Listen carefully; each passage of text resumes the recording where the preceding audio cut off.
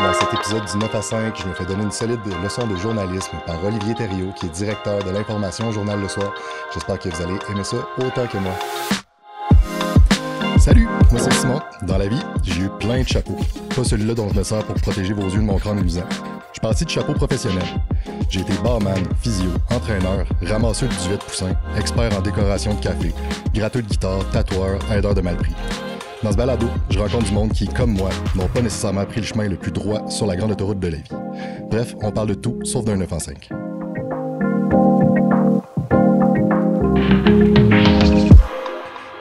Salut Olivier, comment ça va? Bonjour, ça va bien, oui. Je suis super content de te recevoir. Tu as une carrière qui me fascine, en fait. Je suis vraiment curieux d'en apprendre plus sur toi puis ton cheminement. Parce que je sais que, dans le fond, tu es directeur de l'information à Le Soir. Comment est-ce qu'on arrive à être directeur de l'information à Le Soir? C'est quoi, dans le fond, ton parcours? Ben, en fait, je suis devenu journaliste quand même assez jeune. J'ai eu des études mélangées avec le travail. En fait, j'allais à l'école, j'allais travailler, je retournais aux études, je revenais à l'emploi quand j'avais des projets. Donc, j'ai cheminé là-dedans comme animateur radio au départ. Moi, ma formation, c'était comme animateur radio. Okay. Puis j'ai fait de la radio longtemps, pendant de nombreuses années, jusqu'à ce que y ait une ouverture que je puisse avoir au Soleil de Québec pour la couverture des matchs de l'Océanique. Okay.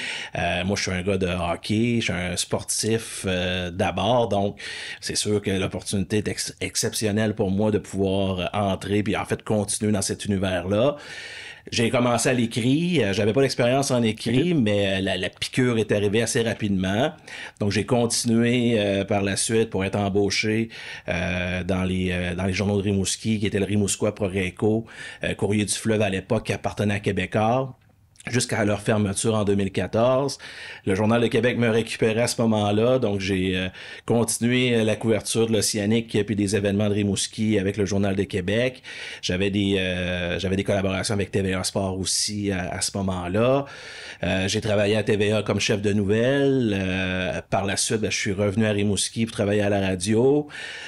Puis en 2022, avec deux associés, Louise Ringuet et Martin Ayotte-Commons, on a fait l'acquisition de la plateforme numérique Le Soir. En fait, c'était le journal Le Soir à l'époque, qui était 100% numérique. On l'a amené avec un plan de match. On avait un plan pour pouvoir faire exploser le site. Puis ce qu'on voulait, c'est d'en faire vraiment le site d'actualité de nouvelles à Rimouski.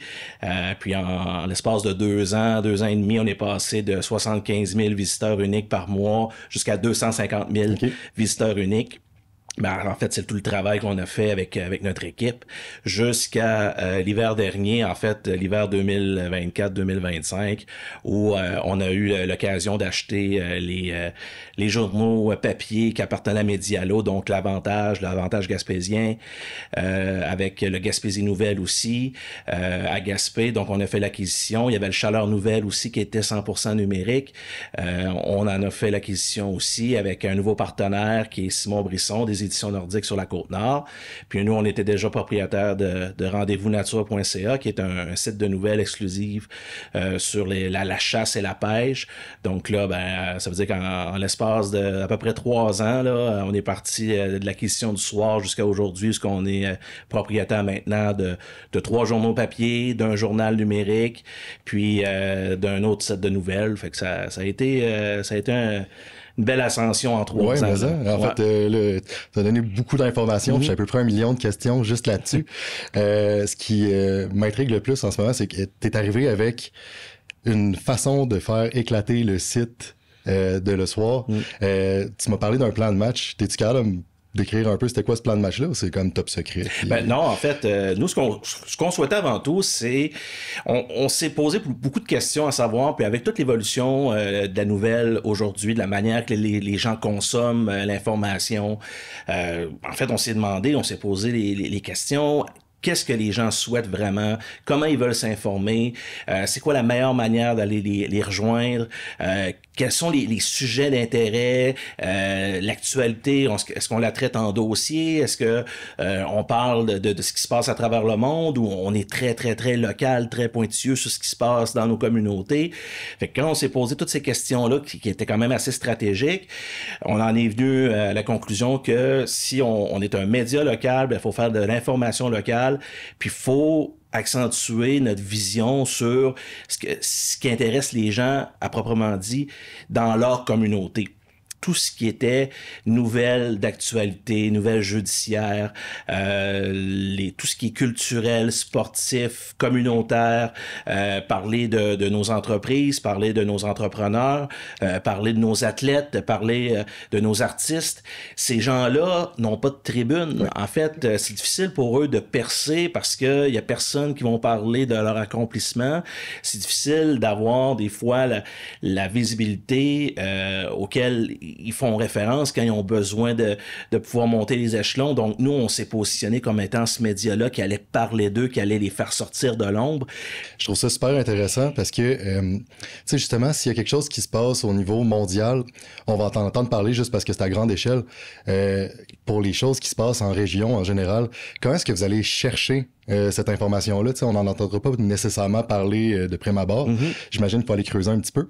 Ben, exact. On recherche l'information, on va au-delà de la nouvelle.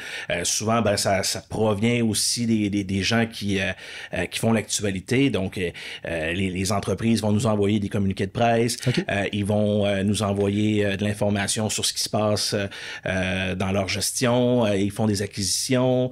Ils vont aller chercher des nouveaux employés.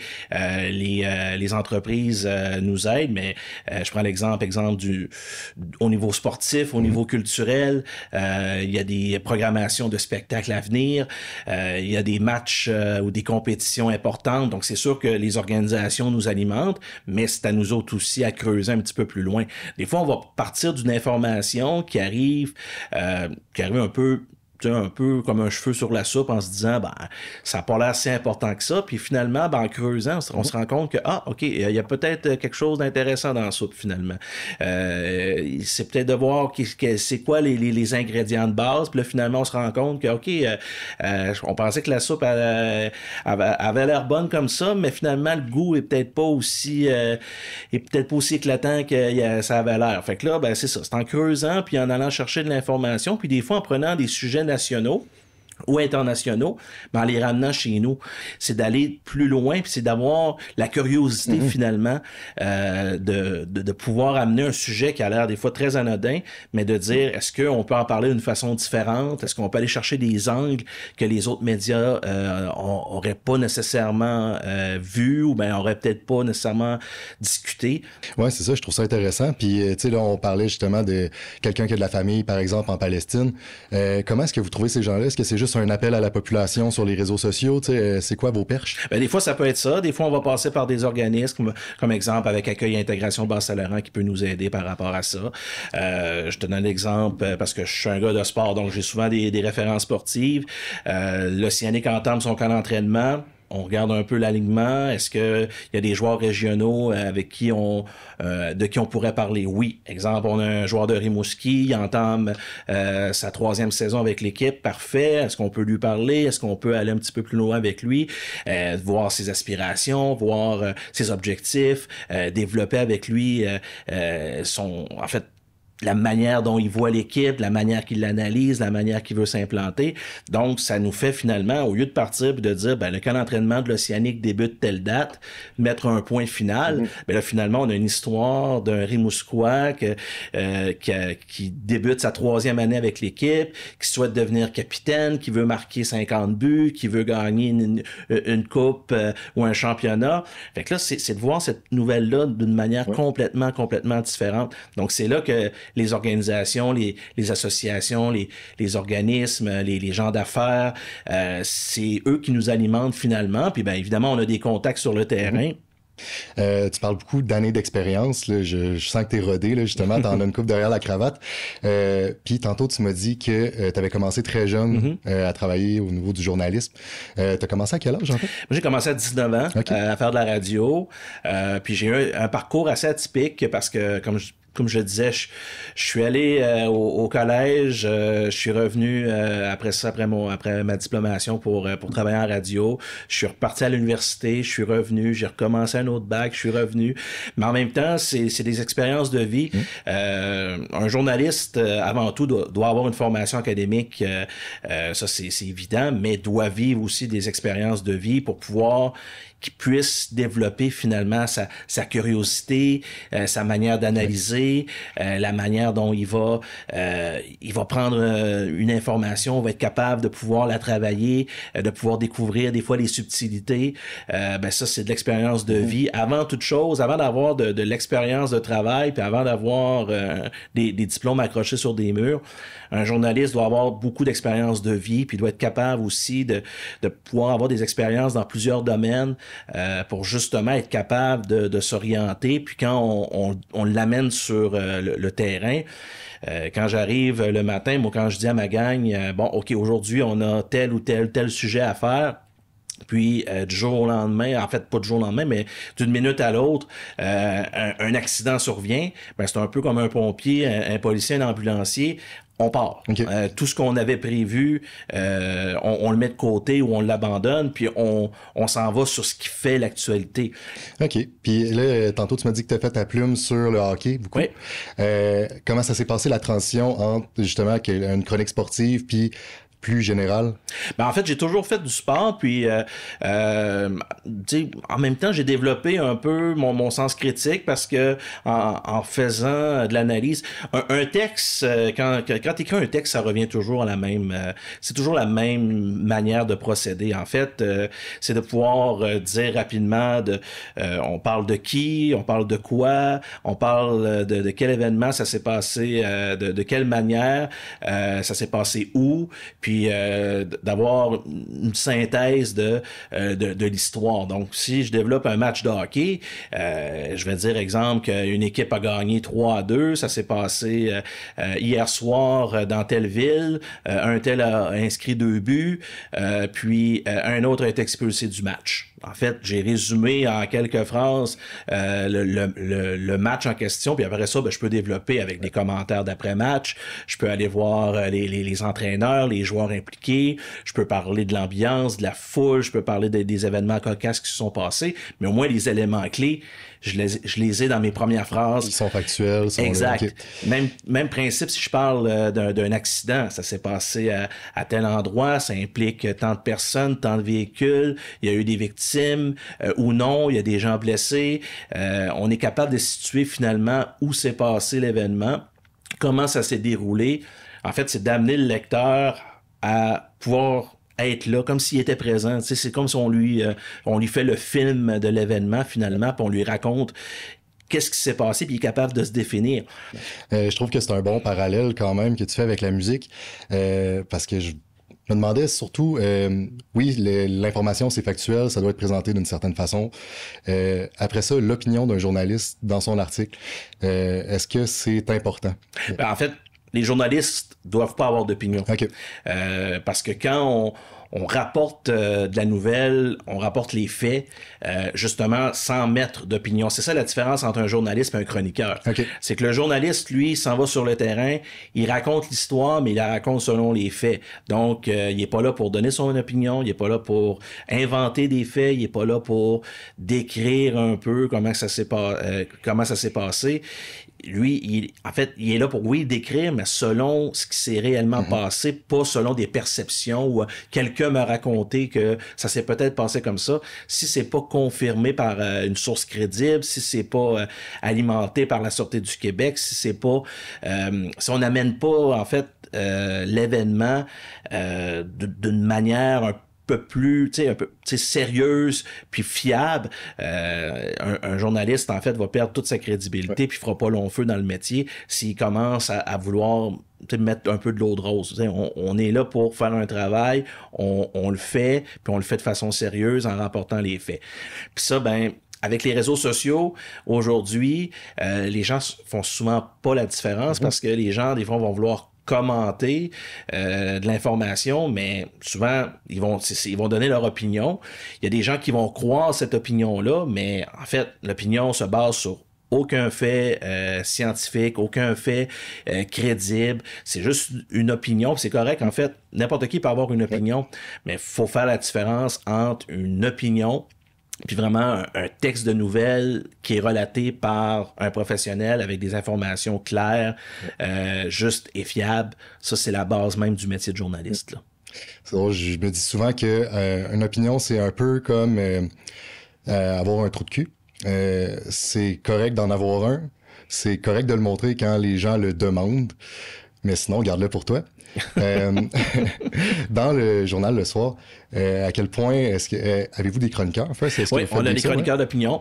En fait, c'est que quand on a acheté les journaux papier de Medialo, le modèle d'affaires de Medialo avait perdu tout son lustre parce que, bon, je pense qu'avec l'effritement des années, le manque d'annonceurs, les journaux étaient très minces, pas beaucoup de pages pour pouvoir raconter des histoires.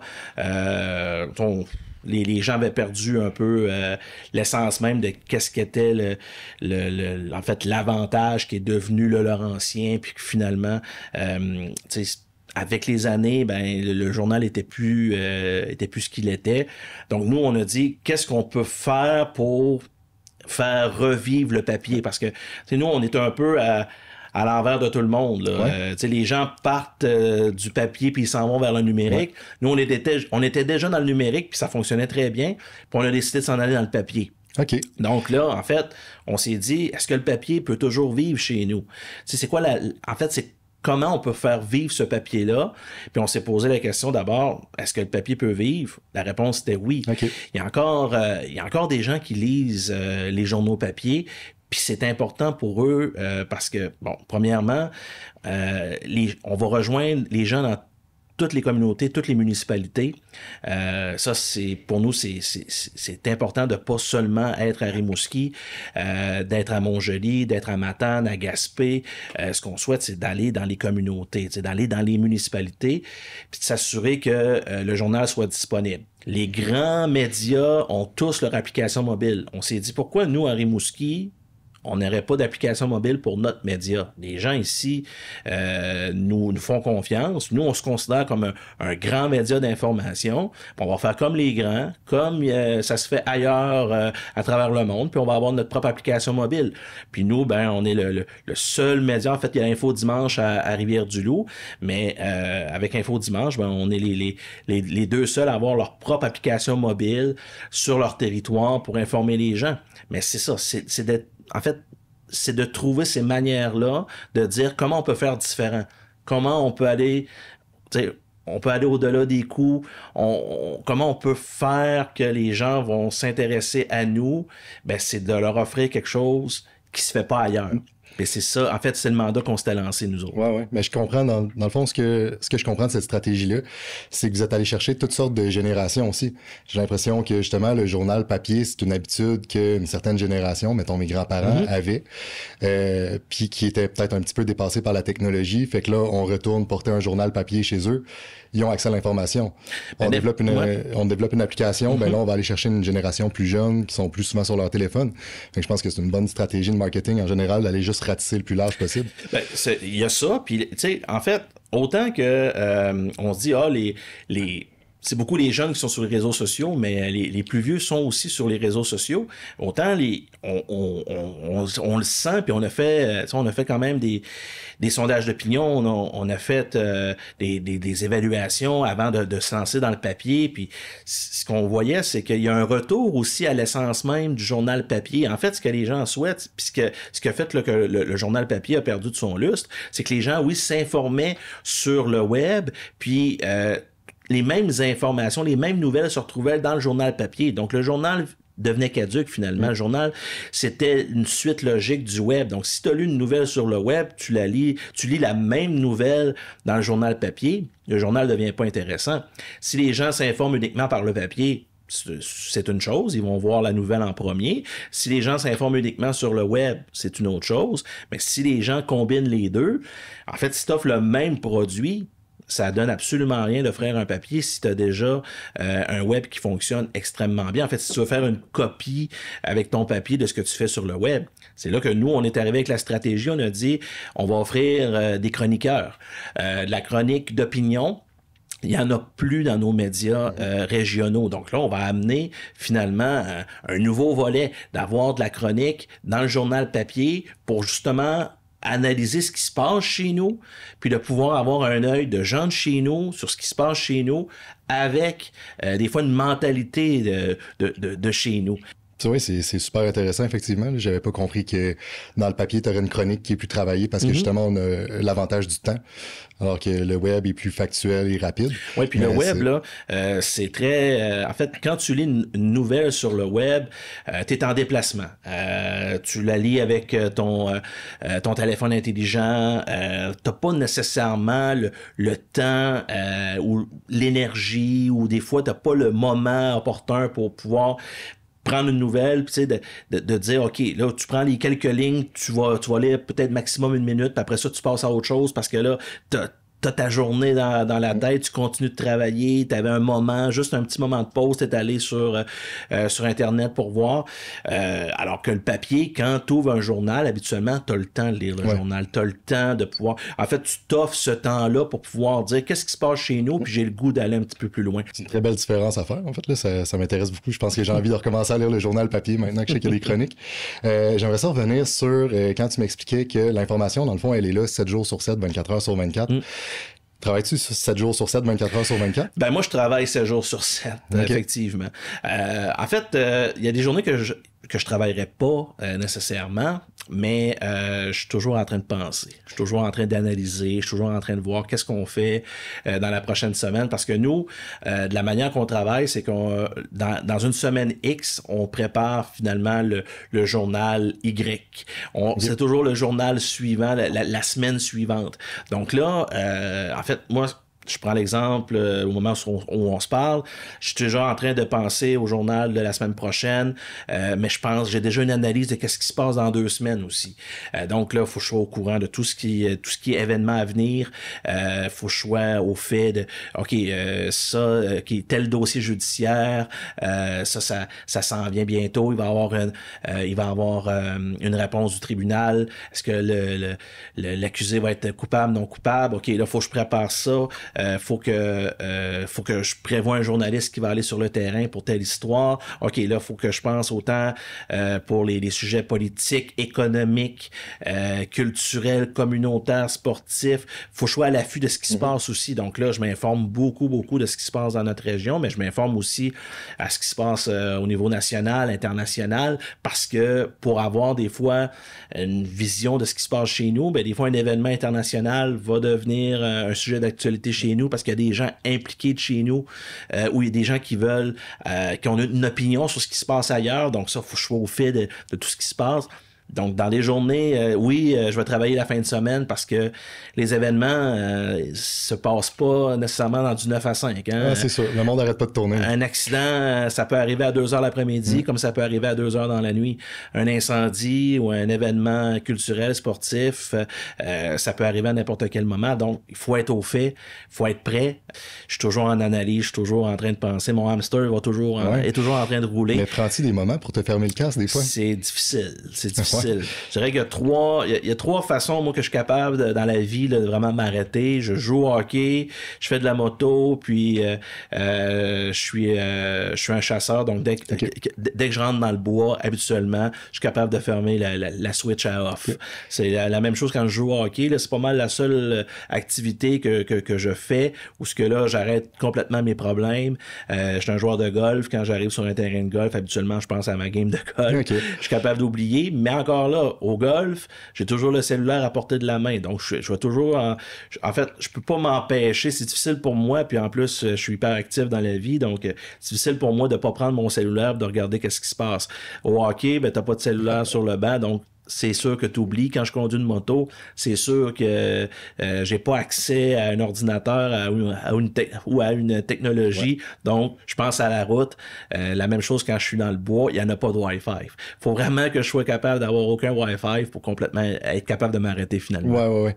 Es-tu capable de t'octroyer aussi des temps de vacances? Tu sais, je sais pas, prends-tu des moments avec ta famille à Noël? Oh oui, comme tout le monde. Oui, okay. C'est clair. Non, c'est clair. Puis j'ai des enfants, puis je les accompagne dans toutes leurs activités. Puis en même temps, je prends faut en prendre des temps de vacances parce que n'importe quel artiste va dire la même chose entre des fois 2 tournées mondiales, des fois t'as des artistes qui vont arrêter pendant des mois, voire des années, parce qu'ils ont besoin de se ressourcer, ils ont besoin de faire le vide, de se préparer à autre chose, puis de voir comment ces gens-là peuvent revenir, puis de faire différemment de la tournée précédente pour s'assurer que le public soit toujours satisfait, soit toujours sur le qui-vive, qu'est-ce qui va nous sortir, qu'est-ce qui va nous préparer, qu'est-ce qui va arriver, tu sais, comment il va reformuler finalement son succès. Ben, à plus petite mesure, c'est la même chose pour un journaliste. Ouais. C'est important de fermer l'ordinateur, fermer le cellulaire, puis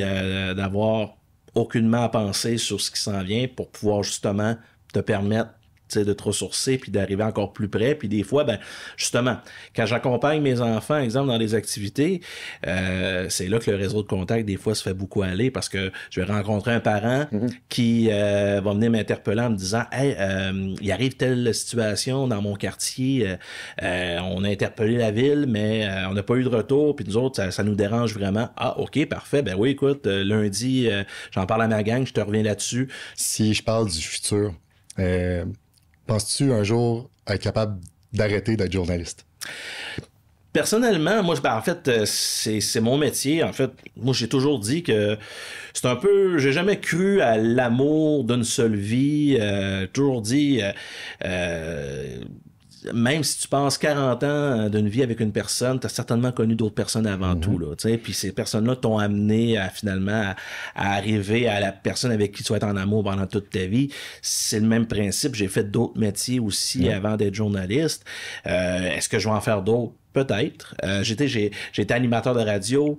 Je suis journaliste écrit maintenant, exclusif. J'ai fait de la télévision, donc je me suis promené beaucoup dans le monde des médias. En fait, j'ai travaillé beaucoup en communication dans les médias. J'ai fait de la gestion de projet. J'ai été responsable marketing. J'ai travaillé dans des boîtes de communication aussi. J'ai eu des contrats comme pigiste. J'ai été cadre. Donc, je suis capable de voir finalement, en fait, tous les aspects du métier. Je les ai à peu près tous faits. Donc, c'est facile des fois de me mettre dans la peau de quelqu'un qui, justement, est dans une perspective des fois, OK, moi, je sais pas comment je pourrais faire. Ben, écoute, j'ai déjà été dans ta situation. Je pense que si tu fais ça comme ça, tu devrais être capable de t'en sortir. Puis, ah oui, hey, j'avais pas pensé à ça. Ben, c'est ça. C'est l'expérience aussi. Ouais, c'est ça. Qui vient transmettre ses connaissances. Ben, exactement. Puis, je suis rendu à un âge où je commence à transmettre aussi mes expériences puis mes connaissances. Donc, j'arrive au point où je suis capable d'aider des gens. Fait que c'est le même principe. Est-ce que je vais faire ça toute ma vie? Je le sais pas. Mais je suis passionné par ce que je fais, ça c'est clair. J'adore mon métier. Puis, tu sais, moi, je suis dans une perspective où je suis un régionaliste, puis j'ai toujours travaillé dans ma région, puis je suis fier d'avoir travaillé dans ma région. Tu sais, il y a un point important que j'ai toujours dit, c'est que moi, personnellement, je me sens pas un moins bon journaliste parce que j'ai travaillé à Rimouski toute ma vie, ou pratiquement toute ma vie, comparativement à mes collègues de Québec ou Montréal. Il y a une certaine époque, il fallait que tu travailles à Montréal pour réussir. Okay. En fait, c'est un peu comme, exemple, un comédien. Si tu travailles dans une série ou un téléroman qui est vu par 3 millions de téléspectateurs, là, tu as réussi. Là, t'as atteint le sommet. Mais pour moi, ça demeure un comédien. Le comédien qui fait du théâtre à temps plein, pour moi, vaut aussi bien que le comédien qui est vu par 3 millions de personnes à la TV. Olivier, le podcast tire à sa fin. On te lit dans Le Soir. Oui, ben dans le journal Le Soir, les journaux papier de Rimouski, de la Matanie, Haute-Gaspésie, de la Côte de Gaspé-Percé. On a le journal virtuel La Baie des Chaleurs avec nos sites web, puis rendez-vous-nature.ca. C'est notre entreprise qui est régionale, les publications Le Soir qu'on adore.